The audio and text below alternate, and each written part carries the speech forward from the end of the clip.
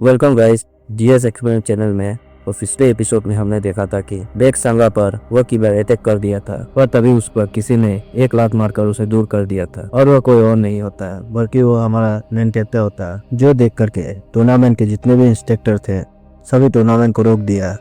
और मुयान और वो किलर आमने सामने थे। तभी मुयान आसपास के माहौल को देख करके सोचता है कि अरे अभी तक कोई एल्डर या मास्टर इस किलर को पकड़ने या मारने के लिए अभी तक क्यों नहीं आए हैं, बल्कि बाकी जितने भी इंस्ट्रक्टर थे वो सभी बाकी ग्रुपों को वहां से दूर हटा रहा था।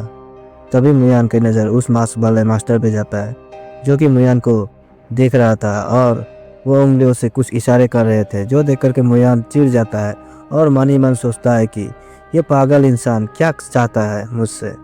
तभी वो मास्क वाला मास्टर और उसका बेटा दोनों दिखाया जाता है जो कि आपस में ही बातें कर रहे थे। वो मास्टर अपने बेटे से कहता है कि इस किलर को हमारे मुयान के ऊपर ही छोड़ दो, जो सुन करके उसका बेटा बहुत ही चौंक जाता है। तभी मास्टर कहता है कि तुम्हें भी शक था ना कि उस दिन की घटना मुयान से जुड़ा है, तो आज हम देख लेते हैं कि क्या यह बात सही है या गलत, कि मुयान सच में एक लीडर बनने के काबिल भी है या नहीं।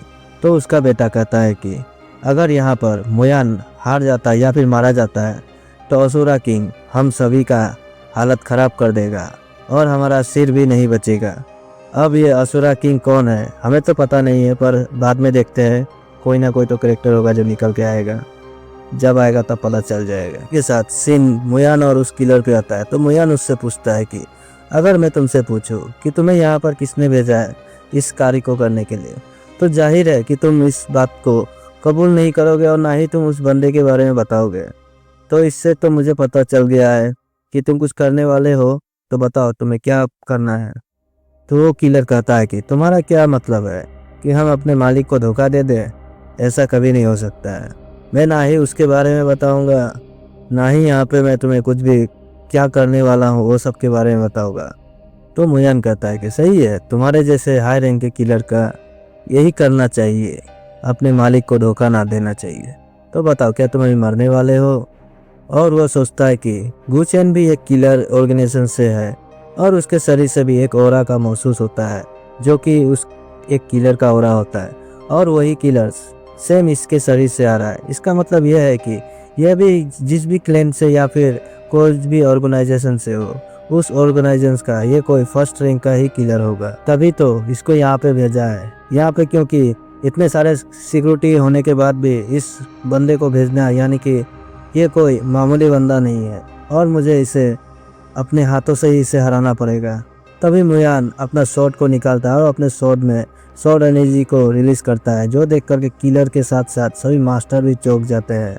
तभी उस मास्टर का बेटा कहता है कि जरा इस लड़के को तो देखिए, इसने अपना शॉट एनर्जी को कितनी आसानी से इस्तेमाल कर रहा है। क्या कोई इस उम्र में भी इस तरह से अपने एनर्जी को इस तरह से इस्तेमाल कर सकता है? जो सुनकर मास्टर कहता है कि इसके अलावा एक पर्सन तो है जो कि योंग कल्ट लीडर है। जो सुनकर के उसका बेटा कहता है कि तो ऐसा बात है, अगर ऐसा है तो ये दोनों मिलकर के एक इतिहास बनाएगा, आप क्या कहते हैं? तो मास्टर कहता है कि आप सही कह रहे हैं, पर पता नहीं क्या होगा। और इधर मुयान और उस किलर के बीच घमासान फाइट स्टार्ट हो जाता है और एक दूसरे पे दोनों ही भारी पड़ रहे थे। तभी जो देख करके मुयान डिवाइन शॉट आर्ट का इस्तेमाल करता है, जिसके कारण वो किलर दूर खिसक जाता है। तभी मुयान किलर से कहता है कि तुम अभी भी क्यों लड़ रहे हो? जो सुनकर के वो किलर थोड़ा चौंक जाता है और कहता है तुम्हारा क्या मतलब है? अगर तुम मुझसे फाइट करोगे तो क्या मैं नहीं लड़ूंगा? तो मुयान कहता है कि मैंने किसी से पूछा था, अगर कोई फास्ट रैंक के किलर करने में फेल हो जाता है और ऐसे सिचुएशन में आ जाता है तो वो क्या ही कर सकता है।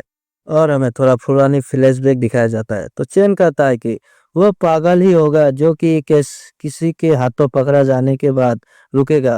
वो वहां से भागने की कोशिश करने लगेगा या तो पॉइजन खा करके मर जाएगा, लेकिन वो किसी के हत्थे नहीं चढ़ेगा। तो मुयान पूछता है कि क्या हो अगर वह लड़ाई कर रहा हो तो क्या होगा?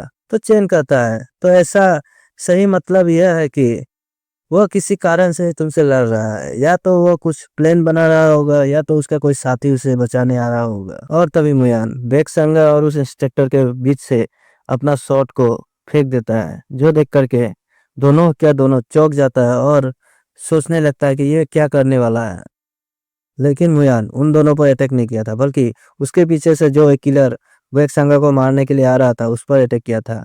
तभी वेकसांगा और इंस्पेक्टर जब पीछे मुड़ के देखता है तो एक बंदा वहां पे धराशायी होकर पड़ा हुआ था, यानी कि वो मर गया था। वो बंदा किसी और का नहीं बल्कि सिक्स्थ ग्रुप का बंदा था, जो देख करके बाकी सिक्स ग्रुप के बंदे घबरा जाते हैं और वो चिल्लाते हुए कहता है कि हमें इस बंदे के बारे में कोई पता नहीं, हम इनके बारे में नहीं जानते, प्लीज हमें कुछ मत करना। जो देख करके इंस्पेक्टर भी सोचता क्या ही नुबड़ा बंदा है यार, क्या ही सोच रहा है ये लोग, क्या मैं इसे कुछ करने वाला था, नहीं ना, फिर भी ये लोग इतने घबराए क्यों हैं। और इधर मुयान किलर से पूछता है कि तो बताओ, अब तो तुम्हारा साथी भी मर गया और तुम्हारा मिशन पूरे की पूरे फेल्ड हो गया है, तो बताओ तुम क्या करने वाले हो। अगर तुम यहाँ पे सरेंडर कर देते हो तो मैं तुम्हारे जान बख्श दूंगा, तो बताओ तुम क्या करना चाहोगे। तभी वो किलर मन ही मन सोचता है कि अगर कोई किलर अपने टारगेट को पूरा ना कर पाए और अपना सीक्रेट को छुपा के ना रखने सके, अगर ऐसा समय आ जाता है तो वो किलर अपने आप को जान से मार देना ही सही है। और हमें दिखाया जाता है कि वो किलर एक पॉइजन को खा लेता है और वहीं पे अपना खून की उल्टियां करने लगता है और मुयान की तरफ देखते हुए हल्की सी मुस्कान देने लगता है और वो कहता है कि तुम बाहर में जाओ, मैं कभी भी तुम्हारे आगे सरेंडर नहीं करूंगा, बल्कि मैं अपना जान देना मैं अच्छा सोचूंगा। जो सुन करके वो मुयान सोच कहता है कि अच्छा तो ऐसी बात है, सही है तुम लोग किलर का, जो भले ही कुछ भी कर ले लेकिन वो वफादारी कभी नहीं छोड़ता है। शायद हमारे टीम में भी ऐसे कोई बंदे होता तो हम आज कहीं से कहीं हो रहे होते। और इसी के साथ सीन शिफ्ट होता है उस मांस वाले मास्टर पे, जहाँ पर मुयान उससे मिलने के लिए आया था। तो वह मास्टर मुआन को बैठने को कहता है और कहता है कि तुमने चियोन क्लैन पर एक बहुत ही बड़ा एहसान किया है, जो कि चियोन क्लैन कभी भी तुम्हें चुकाएगा और तुम यहाँ पे सुरक्षित रहोगे।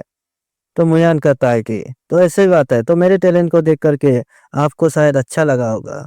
तो मास्टर कहता है कि हाँ सही है, मैं मुझे बहुत ही अच्छा लगा, मुझे ऐसा लगा कि कोई नए ड्रैगन का जन्म हुआ है, जो देख करके मुझे भावुक सी हो गई है और मैं मन ही मन बहुत ही खुश हूँ। तो मुयान कहता है कि अच्छा तो ऐसी बात है, लेकिन मुझे ऐसा लगता है कि शायद आप मुझे यहाँ पर इस एकेडमी से निकालने के लिए बुलाए हैं, है कि नहीं। और कुछ अपने कपड़े से निकालते हुए कहता है कि मैं भी तुम आपको कुछ देना चाहता हूँ। जो सुनकर के वो मास्टर चौंक जाता है और कहता है कि तुम ऐसी ये कैसी बातें कर रहे हो, हमने ऐसा कुछ भी नहीं सोचा है। तो मुयान कहता है कि मैं यहाँ पर सिर्फ यहाँ के कुछ गड़बड़ी को सही करने आया था, मुझे ऐसा लगा था कि यहाँ पे कुछ गड़बड़ है, तो जबकि मैंने यहाँ पे आकर के सभी चीज़ों को संभाल लिया है और सभी चीज़ों को सही कर लिया, तो मैं अभी यहाँ से जा भी सकता हूँ। और मैंने अपने फादर को भी इस बारे में पहले से ही बता दे चुका हूँ। तो मास्टर कहता है कि तुम गलत समझ रहे हो, मैंने तुम्हें किसी और ही चीज के लिए यहाँ पे बुलाया था, तो चलो मेरे साथ चलो और तुम खुद ही देख लो कि क्या देना चाहता हूँ मैं तुम्हें। और हमें इन दोनों को कहीं पर जाते हुए दिखाया जाता है और वह दोनों किसी एक गुफे के सामने पहुंच जाते हैं। तभी वो मास्टर मुयान से कहता है कि हमारा चियोन क्लैन या फिर चियोन एकेडमी सिर्फ एक ट्रेनिंग ग्राउंड नहीं है, बल्कि इससे भी ज्यादा है। और हाँ, इस जगह पर अब तक सिर्फ 10 ही बंदे आ पाए और इस जगह के बारे में जान पाए हैं, क्योंकि ये एकेडमी के सबसे सीक्रेट और सबसे वैल्यूबल जगह है। तो मुयान सोचता है कि अच्छा तो ये बात है। तभी मास्टर कहता है कि एकेडमी के मास्टर के पोस्ट वाकई आरामदायक है, पर इसे वही पा सकता है जो कि मार्शल आर्ट के टॉप तक पहुंच जा चुका हो। क्या तुम्हें पता है। जो सुन के थोड़ा मुयान हैरान हो जाता है और मास्टर से कहता है कि असल में ये कोई प्रैक्टिस ग्राउंड है, आपका क्या कहना है। तो मास्टर कहता है कि तुम सही पकड़े हो, ये कोई साधारण ग्राउंड नहीं है। और वह दोनों गुफा के दरवाजे को खोल देते हैं। तभी मास्टर मुयान से पूछता है कि असल में मैं तुमसे कुछ सवाल करना चाहता हूँ। तो मुयान कहता है आप क्या सवाल करना चाहते हैं, आप कर सकते हैं। तो मास्टर कहता है कि पहले ये बताओ क्या तुम शॉट चलाना कहाँ से सीखे हो। तो मुयान कहता है कि असल में आप ये बात क्यों जानना चाहते हैं। तो मास्टर बड़ा ही विनम्र होकर के कहता है कि प्लीज तुम मुझे ये बता दो, क्योंकि ये मेरे लिए बहुत ही इम्पोर्टेंट है।